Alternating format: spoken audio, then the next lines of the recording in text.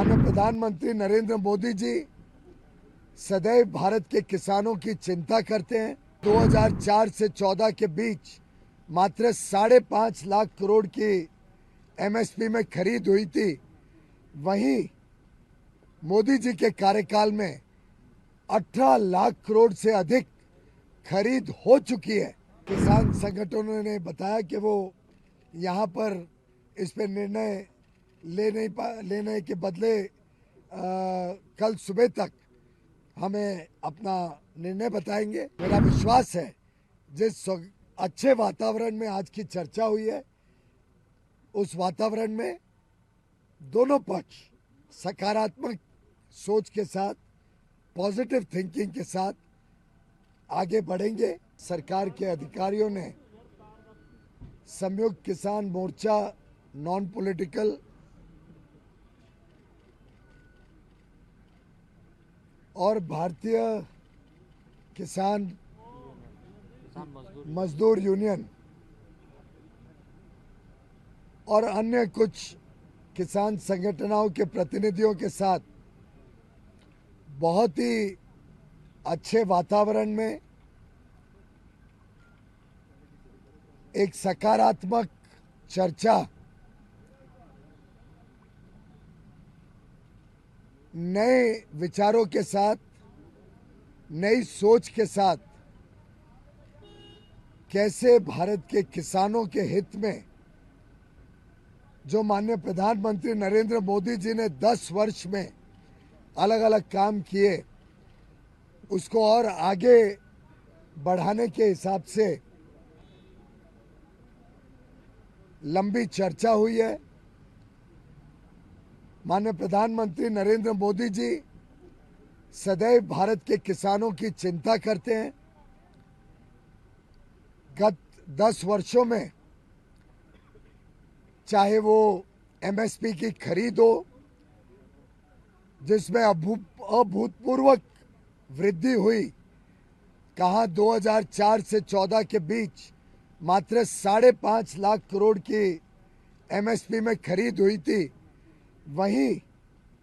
मोदी जी के कार्यकाल में 18 लाख करोड़ से अधिक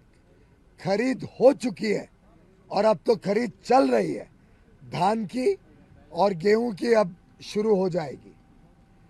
प्रधानमंत्री किसान सम्मान निधि हो, जिसमें 2,80,000 करोड़ रुपए अभी तक 11 करोड़ से अधिक किसानों को दे चुके हैं। प्रधानमंत्री फसल बीमा योजना हो, जिसमें जो किसानों ने प्रीमियम भरा उसका 3 गुना किसानों को लाभ वापस मिल चुका है। और चाहे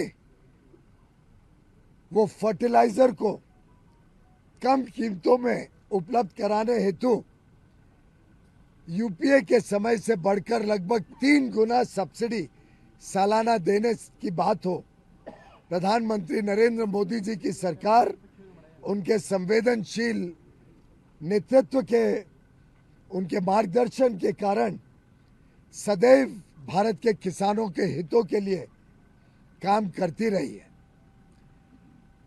आज यूनियन के प्रतिनिधियों ने कुछ ऐसे विषय सामने रखे जिसमें 3-4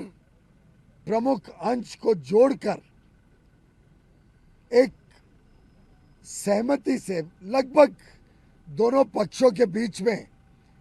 वार्तालाप के माध्यम से लंबी चर्चा,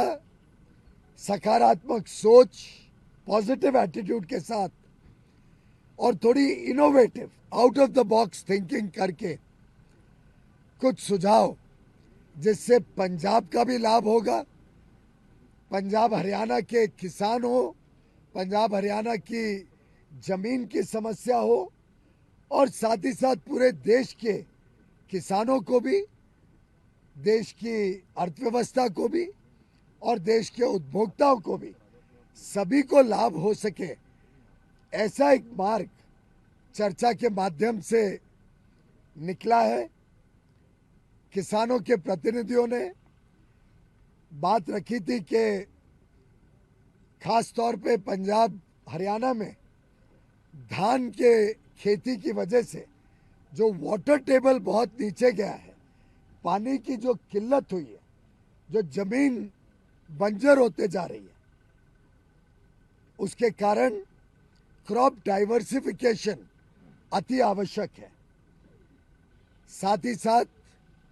उन्होंने बताया कि जो कॉटन, कापूस पहले यहाँ बड़े पैमाने पे पैदावार होती थी, उसकी पैदावार भी काफी कम हुई है। क्रॉप डाइवर्सिफिकेशन से देश में अगर दलहन बने, उड़द, मसूर, अड़हद, तूर दाल जो होती है, ऐसी दालें बनती हैं तो देश का आयात भी कम होता है, देश का उपभोक्ताओं की जरूरतें भी पूरी की जा सकती हैं, पंजाब का पानी भी बचेगा और एमएसपी लगभग 8,000 और कई केसेस में तो 8,000 से भी अधिक होने के कारण किसानों की आमदनी में भी अच्छी मात्रा में वृद्धि हो सकती है। इसी के साथ साथ एक अनुरोध माननीय किसान भाइयों ने किया कि मक्के की खेती में भी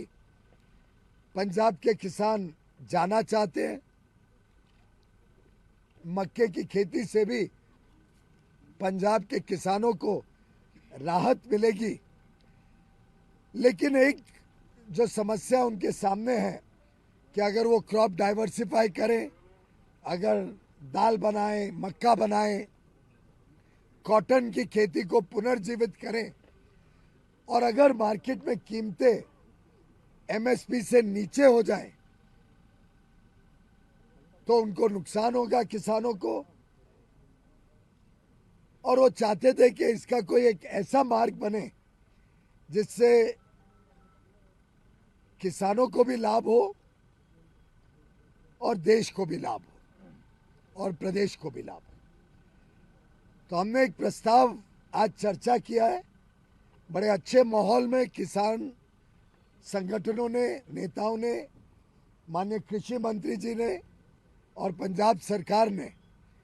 बहुत ही एक innovative out of the box idea पे चर्चा की है कि सरकार की प्रमोटेड जो कोऑपरेटिव सोसाइटीज हैं, चाहे वो एनसीसीएफ हो, नेशनल